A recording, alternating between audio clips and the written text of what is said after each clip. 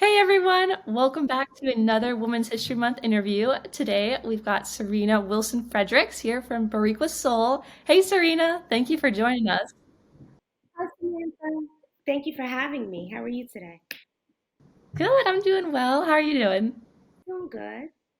Yeah, so if we just want to get started a little bit, if you want to introduce yourself a little more and tell us a little more about your business.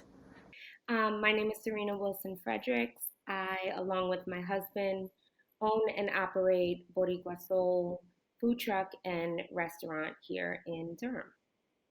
All right, well, do you want to talk to us a little bit about your, I guess, journey in the food business? How'd you get started, and then how'd you kind of end up owning a business alongside your husband in this industry? I am an accidental entrepreneur. I did not start this journey with the goal being um, to be in business for myself or ourselves.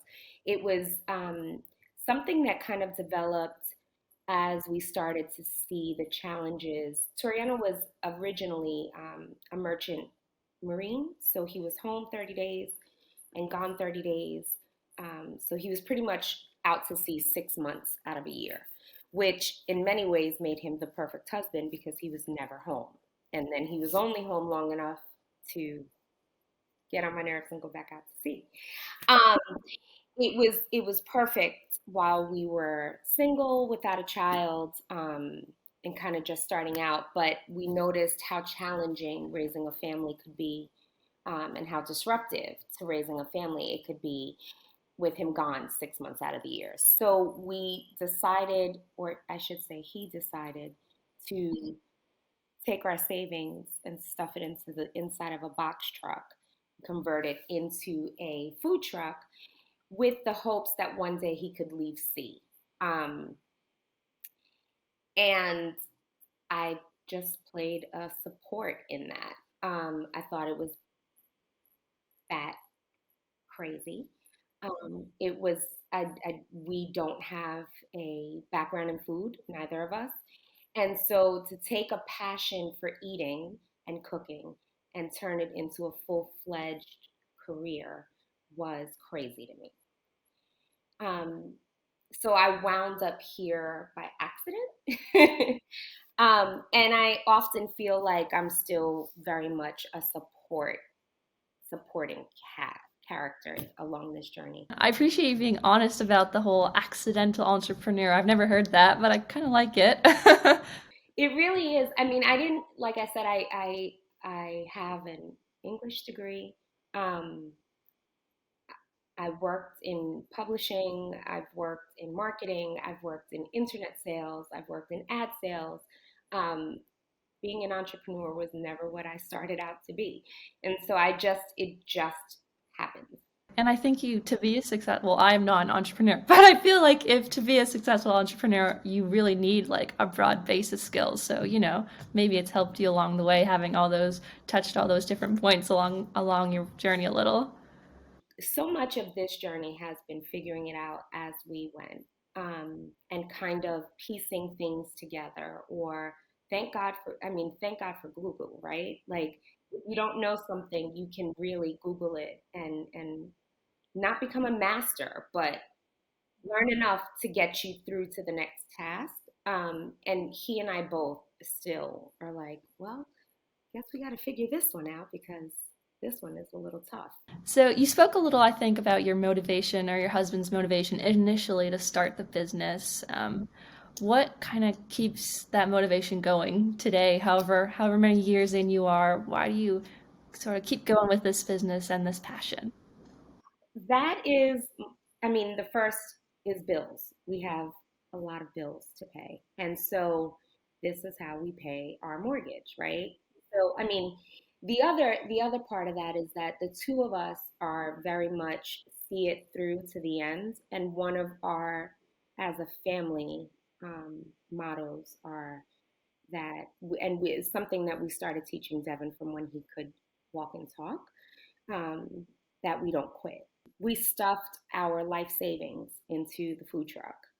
And so there is for us, um, nothing else to do but work our buns off to because then it's going to be for naught, right? Like we've put so much in, um, aside from money, just time and energy, into growing a business. And so we have to see it through to completion. How has, how would you say your work or your business made an impact on the local community? I know you had a food truck, so maybe it's not even just Durham. So whatever kind of communities you have touched in this process so far.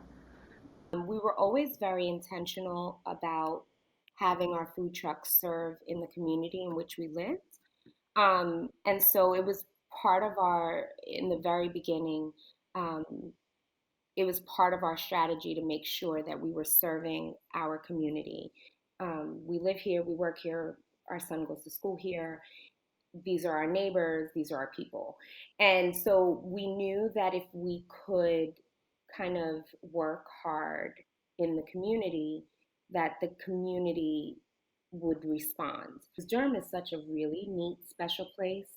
Um, and then when you see that love and that outpouring. It's not just Juneteenth. It's, the reason why we are in a brick and mortar today. It is, businesses. We have so many relationships with people and have grown actual friendships out of along the way. Mhm. Um, that I can't attribute it to anything else than how special Durham actually is.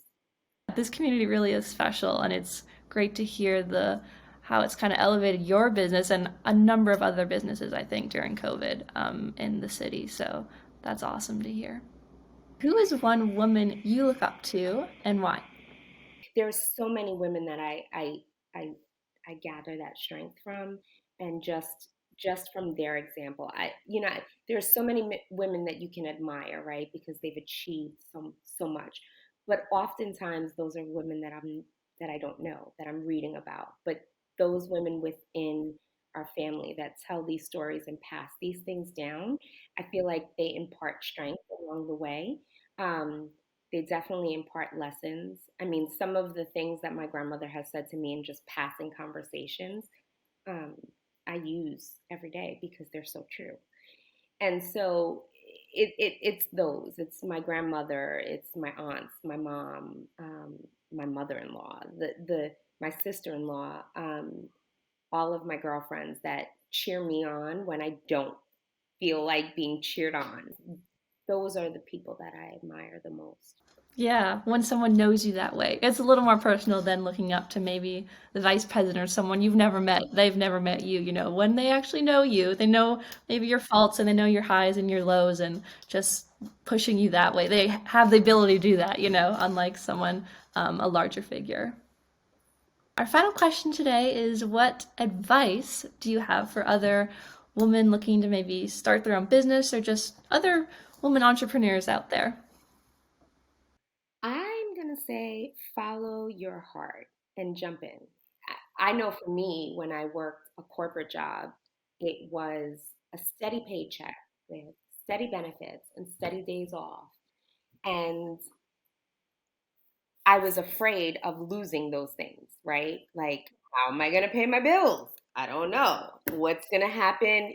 How do we take vacation? But if I didn't just take the leap and do it, um, I would have never known that the reward was greater on this side than my fear was. I mean, our family thought we were crazy to do this. And sometimes I think we are kind of crazy, but you figure it out. Definitely. And that little crazy, I think you gotta have it. If in any dream, you gotta have that little crazy for sure. Sure. Yeah, everyone needs that little crazy to do something crazy. You have to do, yeah. I think that about wraps us up. Thank you for joining us, Serena. Thank you. It was great to see you. And thanks to you all for watching. If you haven't heard of Boricua Soul, please go check them out.